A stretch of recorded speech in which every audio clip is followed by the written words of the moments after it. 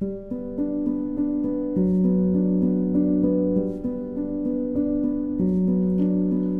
sahabat Skriptura. Dalam seri Renungan Skriptura kali ini kita akan melihat Kejadian 3 ayat 8-13 melalui 3 kata kunci dari bahasa Ibrani. Dari sana kita bisa menangkap bagaimana teks ini menolong kita memahami respons manusia ketika Tuhan datang mendekati mereka setelah kejatuhan. Kata kunci yang pertama adalah wayit habbe, yakni bersembunyi. Kata ini muncul dalam ayat 8 saat Adam dan istrinya mendengar suara Tuhan berjalan di taman. Bentuk katanya menggambarkan tindakan refleks, spontan dan penuh ketakutan. Terjemahan Indonesianya adalah bersembunyi. Kata ini menunjukkan bahwa manusia yang tadinya hidup dalam keakraban dengan Tuhan tiba-tiba menjauh.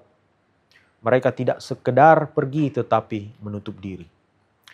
Kata kunci yang kedua adalah ayeka, yakni di manakah engkau? Ini adalah panggilan Tuhan kepada manusia dalam ayat 9. Secara harfiah berarti di manakah engkau? Pertanyaan. Walaupun Tuhan tentu tahu posisi Adam, pertanyaan ini lebih bersifat relasional. Tuhan memakai dan memulai dialog, membuat ruang bagi manusia untuk menanggapi.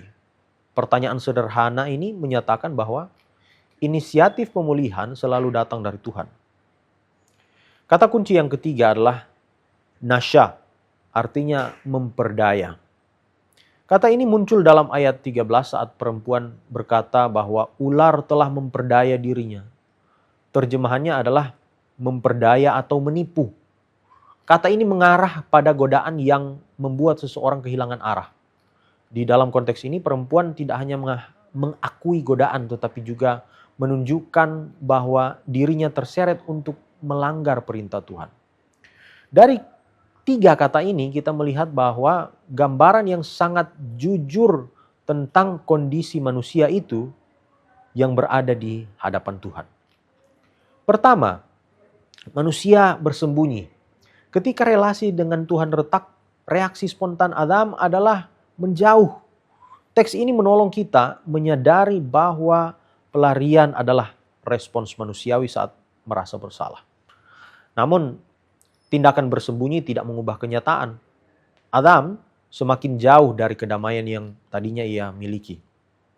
Kedua, Tuhan memanggil dengan ayeka, di manakah engkau? Panggilan ini melembut namun penuh ketegasan. Bukan karena Tuhan tidak tahu, tetapi karena Tuhan mengundang manusia untuk jujur, untuk keluar dari persembunyian dan mengakui kondisi dirinya. Tuhan tetap memulai dialog bahkan ketika manusia mencoba menutupi kesalahannya. Ketiga, respons manusia cenderung melemparkan kesalahan. Kata nasya yang dipakai perempuan bukan sekedar penjelasan tetapi menunjukkan bagaimana manusia mudah mencari alasan keluar. Teks ini memperlihatkan dinamika manusia yang enggan menghadapi apa yang terjadi dalam diri mereka sendiri. Bagian ini mengajak kita melihat bahwa Kejadian 3 bukan hanya tentang kejatuhan, tetapi juga tentang bagaimana Tuhan tetap mencari manusia. Di tengah persembunyian, di tengah ketakutan, dan bahkan di tengah kecenderungan menyalahkan hal-hal lain, Tuhan tetap hadir dan memulai percakapan. Teks ini menegur kita untuk tidak terus bersembunyi di balik alasan atau penjelasan.